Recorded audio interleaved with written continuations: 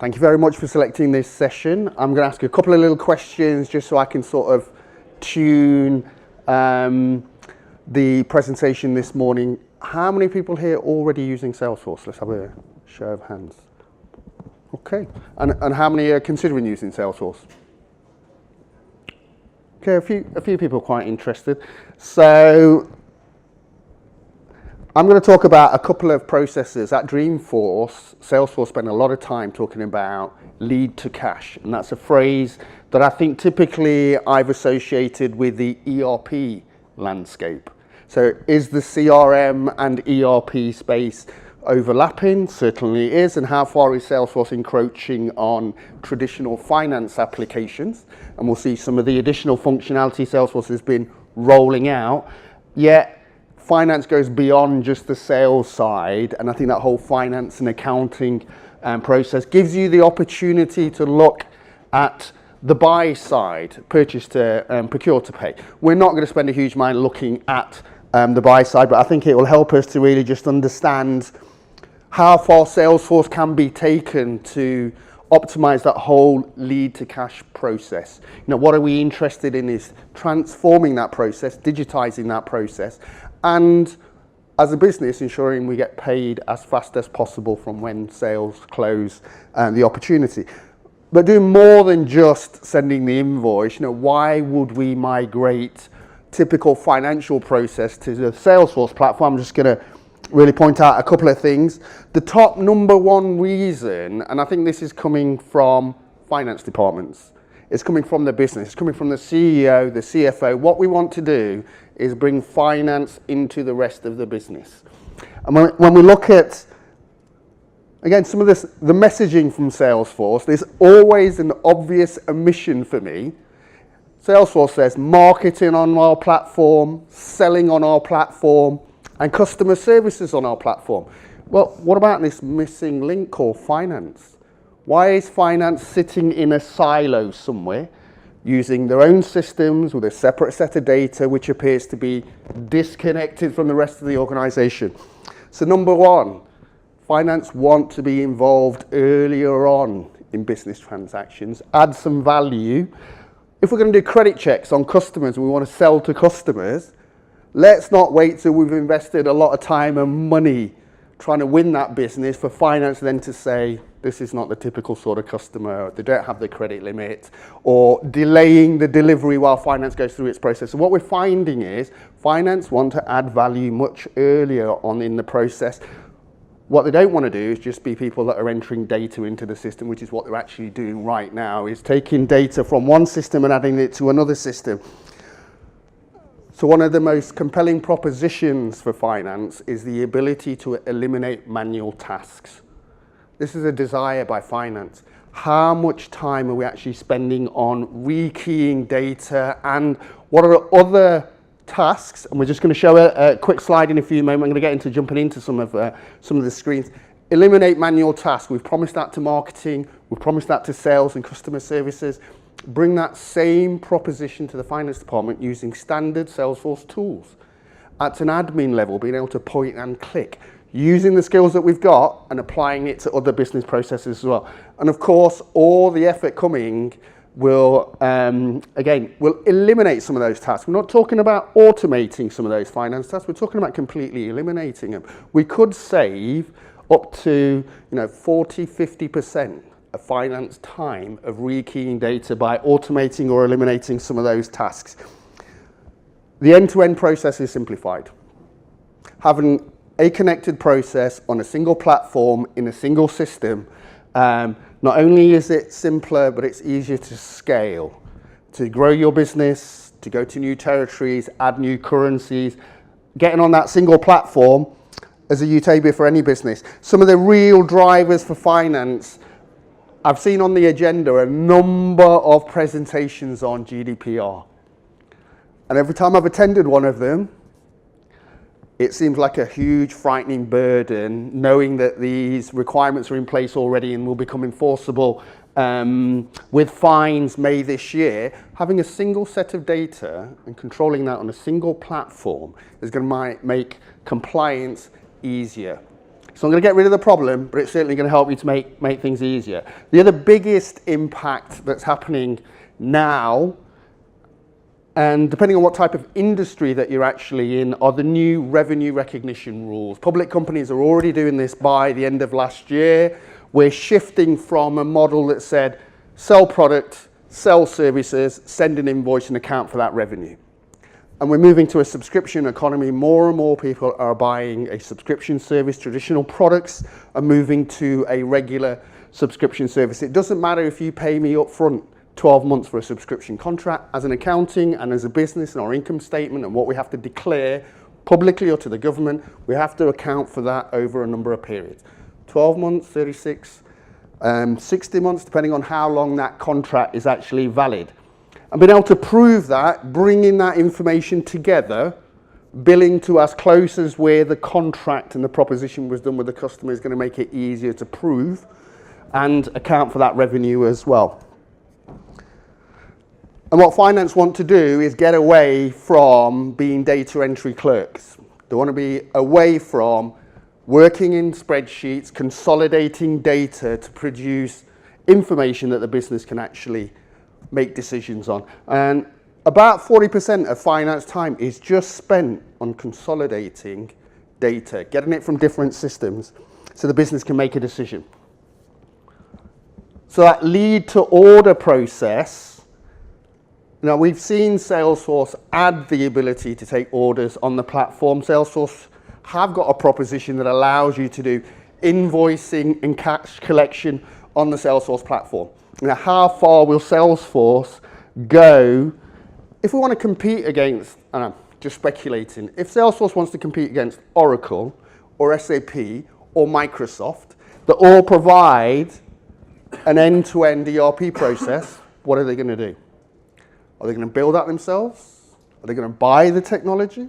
Obviously, there are partners in the App Exchange. If you go to the Salesforce App Exchange, there are already a number of accounting applications or point solutions. What companies are doing to begin with is let's take the invoicing process as an example.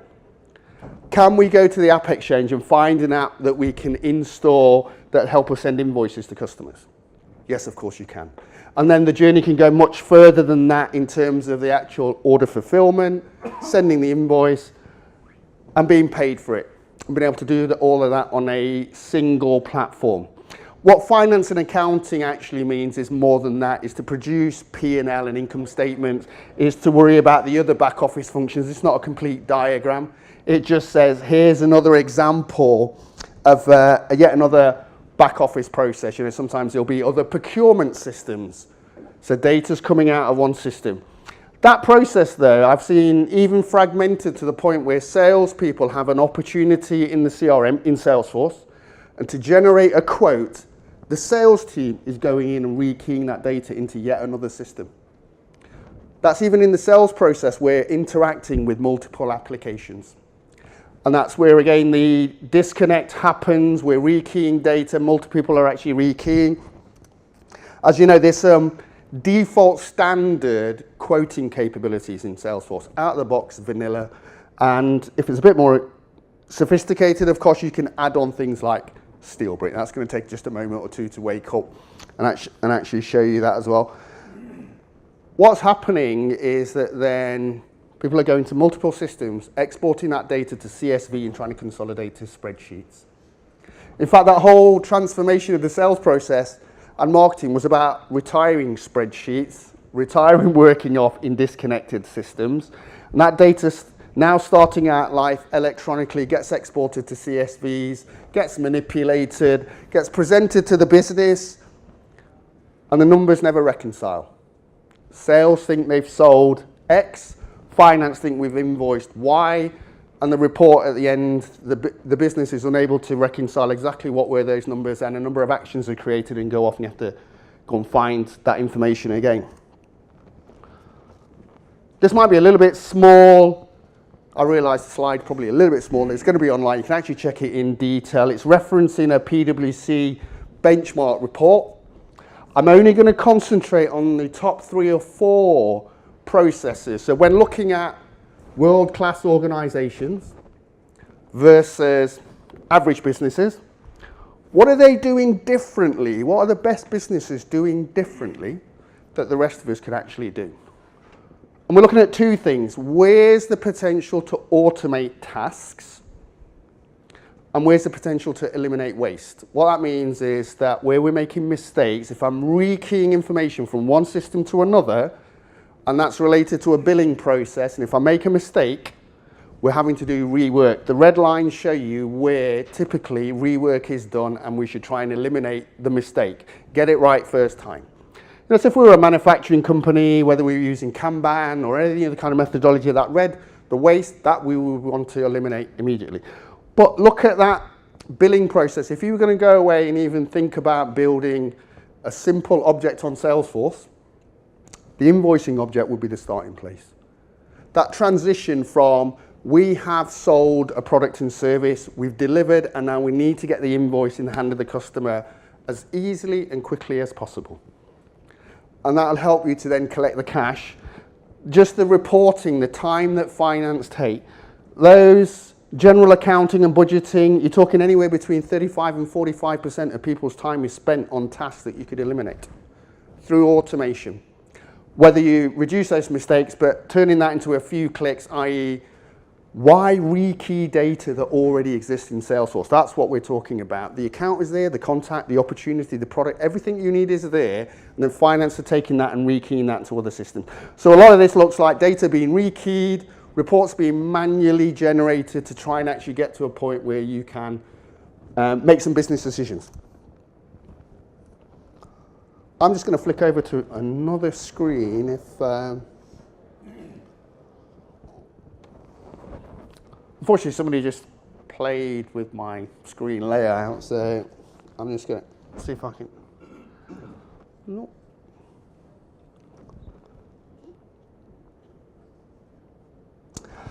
Well, I'm not sure how to reduce the size of that. The starting point for all of us is a dashboard in Salesforce. This is just a sample dashboard, and I'll see if I can scroll over it, or I'm just going to have to move this around. So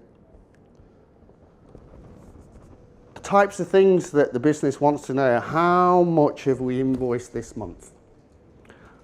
How much profit have we actually made? What's the business interested in? Income statements, P&L. What's our balances? How much expenses have we actually found? How many people are using Lightning versus Classic? Let's have a show of hands who's gone Lightning. About half the room. That's another big change.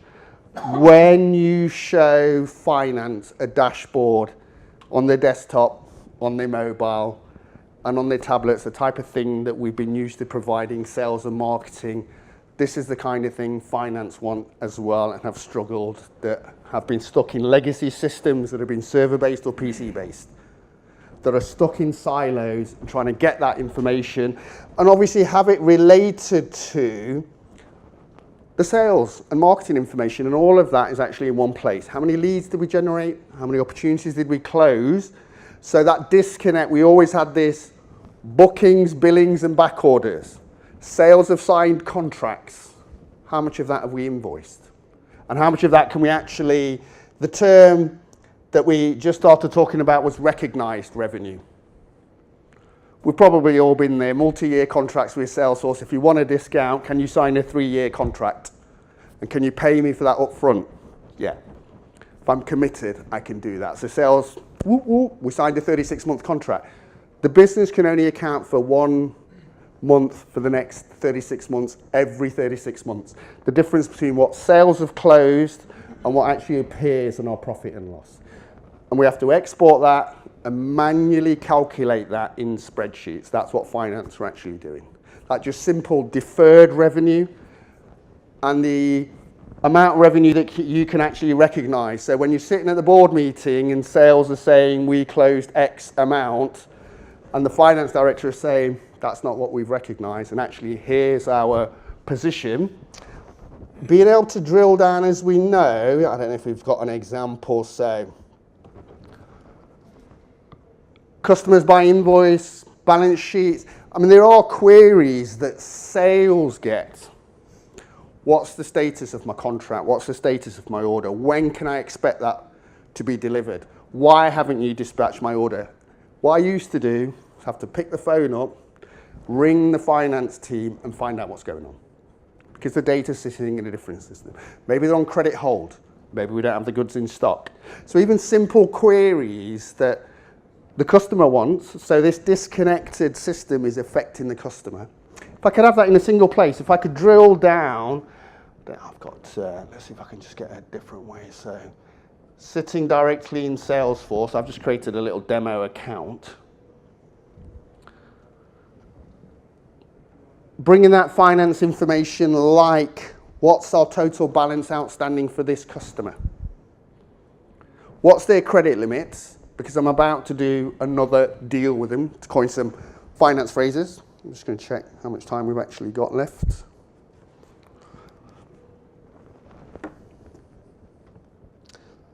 Now, when we're looking at some of the relationships, of course, we've been used to seeing opportunities in Salesforce, and we're going to drill down through that opportunity, while at the same time, sales orders. Pre-Salesforce launching sales orders, that was another area that you either build your own custom objects or go to the App Exchange and shop for an app that will allow you to manage your orders on Salesforce. It depends if you're selling products or services, or whether you need inventory, so it can be quite simple, it can be quite complex.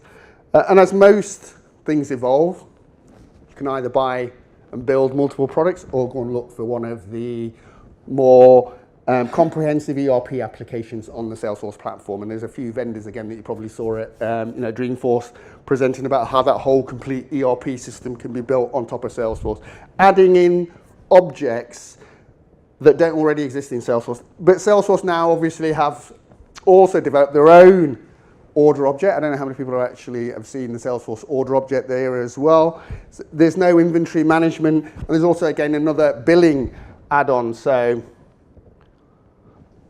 sales invoices, have we invoiced that customer? What's the status of that invoice and how much do they owe us? I would drill down through an opportunity, a typical sort of opportunity that we can actually see on Salesforce. Let's see if I have to. I'm just going to scroll this over on the right-hand side. Products flowing through from opportunities to orders to invoices. We can see here we have an example of a standard Salesforce product. We can also see the invoices are actually being generated from that opportunity. The type of functionality is that we just want to be able to click a single button. So we've got the account details, one customer records, we've got the relevant contact details, we know the product and the price. And from a financial point of view, that's the information that we need to prove that we've delivered, and we can actually then generate that invoice. And when we get audited, that whole relationship is actually in one place. When the auditors say, what did sales offer and contract to, and what have you actually reported in your numbers, it would all be related around the opportunity. I don't know if I can.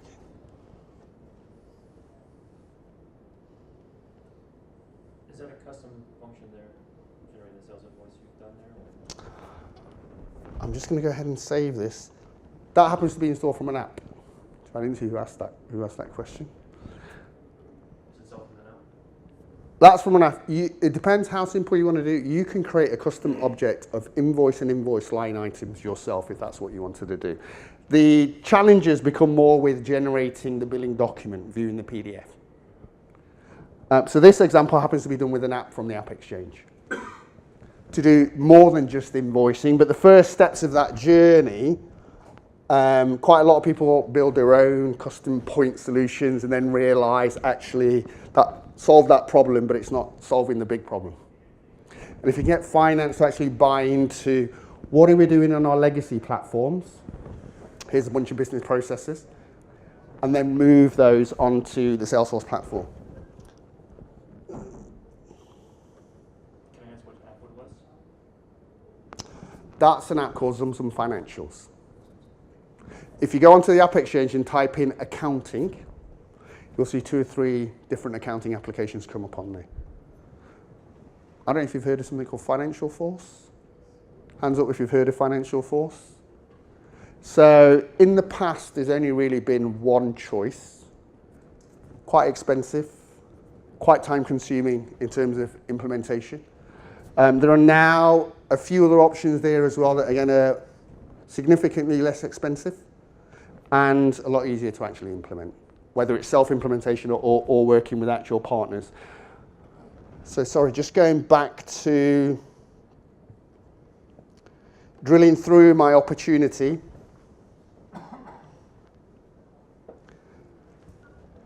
And I can associate the sales invoices if we go in and just drill into that sales invoice. All built, and again, the idea that all of that data sits inside sales invoice, the product that was used on the opportunity has just gone through to the billing document.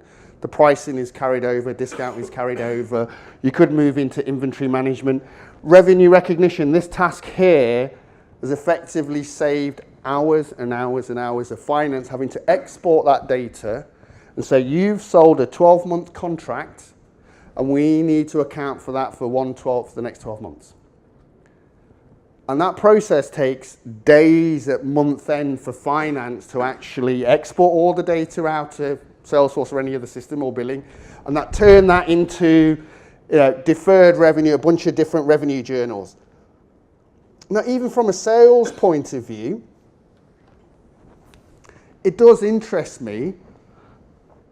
And the other potential that exists is when we apply machine learning and artificial intelligence, how fast did the customer pay the invoice? When did they pay the invoice? What types of customers are actually profitable for us? Which ones are most likely to default on their debt? That's being built up as we populate data inside Salesforce. We're taking payments from customers, allocating them against the invoice so the whole business can see the 360-degree view on that account, but also we can now train the system using Einstein or any other, using more machine learning.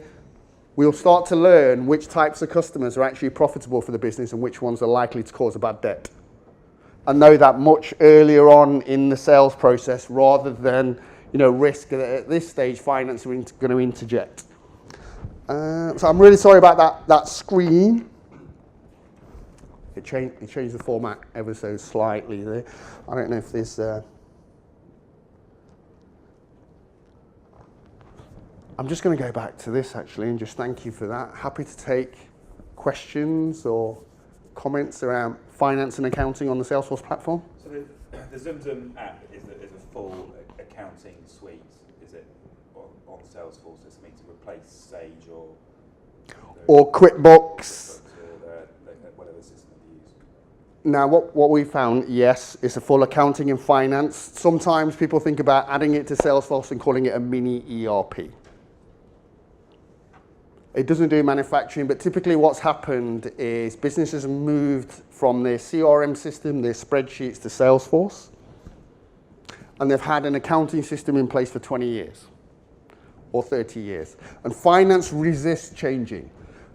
That means the customer account record is yet in another system. And I'm having to rekey data in both systems. The business recognizes getting one system with a 360-degree view of that customer relationship is the right thing to actually do and get it away from sitting in PC-based applications or server-based applications. So it'll replace traditionally products like, yes, of course, Sage and QuickBooks and low-end sort of accounting systems. You'll see a lot of shift. The second type, finance has an appetite to move accounting into the cloud. The question is, whose cloud should you use? So in terms of the resistance, I'm seeing people that are using Sage, etc., because they're so familiar with it and they've been brought up on Sage. It's a bit like an IT engineer being brought up on Microsoft. They know Sage inside out. So any sort of new interface, their hairs stand up at the back of their neck straight away, and they actually like the comfort of rekeying stuff, which is obviously what we're trying to avoid. But have you found with something like ZoomZoom, for example, that it's actually satisfying the full needs of the finance department who want, who are used to all the features that we get with something like Sage? There is an amount of due diligence required. I think I'm happy to say, I'm around all day, I think I've been told, cut out. Let's come and find. There is an amount of due diligence, but just like the CRM project, the biggest success factor is the user adoption. What's in it for me? There is a trade-off. I have to give up what I've done for 20 years. What do I get in the new system? And how do you help me in that journey? Training, change management, but looking at ways that you can eliminate tasks and they can add value. But yeah, the user adoption is a pretty large part of it.